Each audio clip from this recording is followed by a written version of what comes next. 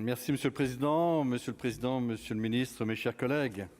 Les Français aiment la mer, mais ils la connaissent mal, disait Jacques Chirac. La surface maritime de la France est en effet, ça vient d'être rappelé, 17 fois supérieure à sa surface terrestre. C'est-à-dire à quel point il est difficile d'appréhender la présence française sur tous les océans. Ces vastes espaces contiennent un grand potentiel de ressources maritimes. Parmi celles-ci se trouvent les ressources de nos fonds marins. Et nous ne connaissons que très peu ces fonds, tout le monde l'a rappelé. Il est en effet relativement difficile et coûteux, bien sûr, d'explorer les abysses, surtout lorsque les profondeurs se comptent en milliers de mètres. De précieuses ressources minières sont néanmoins susceptibles de s'y trouver. Nous ne sommes pas les seuls à nous intéresser à ces ressources. En Europe, l'Allemagne et la Norvège sont en train de creuser l'écart. Elles restent bien sûr encore très loin derrière les deux superpuissances que sont les États-Unis et la Chine. Certains pays s'intéressent de près à nos territoires, notamment dans le Pacifique, pour les ressources qu'ils pourraient contenir, mais aussi car nos fonds contiennent des infrastructures stratégiques, câbles de communication, mais aussi pipelines. De récents sabotages soulignent leur caractère stratégique, ainsi que la volonté de certains acteurs de les instrumentaliser.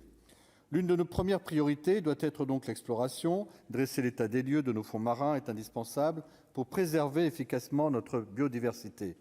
Cela l'est tout autant pour déterminer l'existence de ressources minières. Il nous semble à cet égard que la France doit investir suffisamment dans la technologie pour mieux contrôler ces espaces maritimes.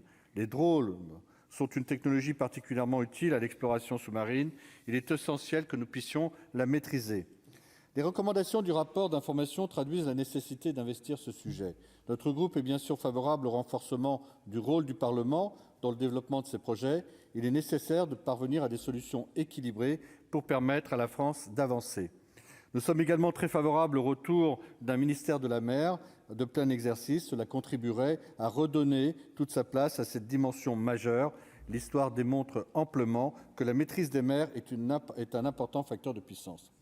Et puis, petit paragraphe sur la Bretagne.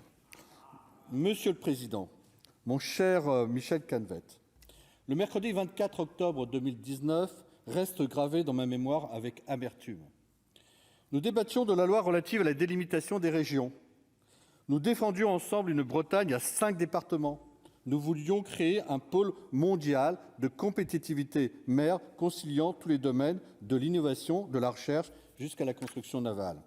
Économiquement, la Bretagne à 5 départements, c'était la constitution d'une vraie région maritime avec en façade 2 grands ports, Brest et Nantes-Saint-Nazaire. La Bretagne, berceau naturel des activités en lien avec la mer, est une porte naturelle pour conduire une grande politique maritime utile à l'ensemble de la France. À l'heure où l'essentiel du trafic mondial des marchandises s'effectue par voie maritime, nous n'avons pas été entendus. Et aujourd'hui, nous constatons une perte de compétitivité des ports français avec des besoins d'investissement importants. J'ai bien entendu, Monsieur le Ministre, qu'il y aurait une coordination nationale. Il y aurait un peu moins de régions et plus marquées sur le maritime, ça serait plus simple. Il n'est pas réaliste de croire qu'avec des moyens limités, la France serait en mesure de rivaliser avec des capacités américaines ou chinoises. Il reste bien entendu indispensable que notre pays soit en mesure de garantir sa souveraineté sur l'ensemble de ces espaces. Pour être crédible, tout en tenant compte de nos capacités, la France peut compter sur la conclusion de partenariats avec des puissances qui partagent ses intérêts. En juin dernier, Monsieur le ministre de nos armées et de la Défense a signé un accord de soutien logistique avec Singapour. Nous nous en réjouissons, puisqu'il bénéficiera aux armées de nos deux pays. Et nous ne disposons pas de moyens militaires qui nous permettent de contrôler intégralement les vastes étendues de ce qui sont sous notre juridiction. À l'inverse, Singapour détient d'importants moyens, mais n'a pas l'espace suffisant pour les déployer. Cela pourrait servir de base à d'autres partenariats plus globaux qui permettraient donc de protéger notre patrimoine marin. J'espère que la construction d'un nouveau porte-avions, il y a parfois quelques bruits sur la question, se fera bien comme prévu, en renforçant nos coopérations et alliances face à des superpuissances qui ne cessent d'envahir les espaces marins. Nos partenaires européens disposent en effet de capacités significatives. La Suède actuellement construit la coque d'une frégate de 7000 tonnes. Une frégate de 7000 tonnes, c'est plus que n'importe quelle autre frégate que nous ayons en France. Et nombre de systèmes sur cette frégate qui ont été embarqués sont français. Les fonds marins seront l'un des prochains enjeux de rivalité entre les États. Il faudra bien sûr être en capacité de défendre nos intérêts. Il se constitue, ces fonds marins, d'importantes sources de développement économique. C'est un rendez-vous qu'il ne faut pas manquer. Et comme je vois que le président regarde mes notes, c'est bien terminé, Monsieur le Président, rassurez-vous, j'ai tenu les horaires. Merci, cher collègue. Monsieur le ministre. Il va retourner à sa place. Merci, Monsieur le Président.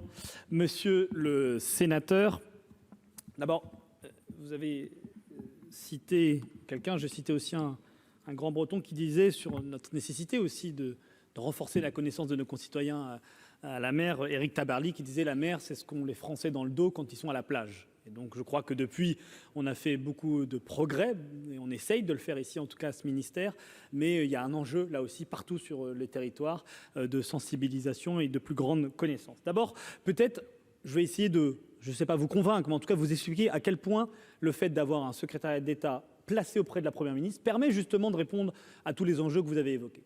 Puisque, étant rattaché à la Première ministre, j'ai la légitimité d'agir en interministérialité. Et on voit bien que les enjeux maritimes, les enjeux de la mer, c'est à la fois le littoral, donc la terre, c'est à la fois les fonds marins, c'est à la fois la haute mer, c'est l'économie, c'est l'écologique, c'est le défense, c'est le militaire, c'est l'aménagement du territoire.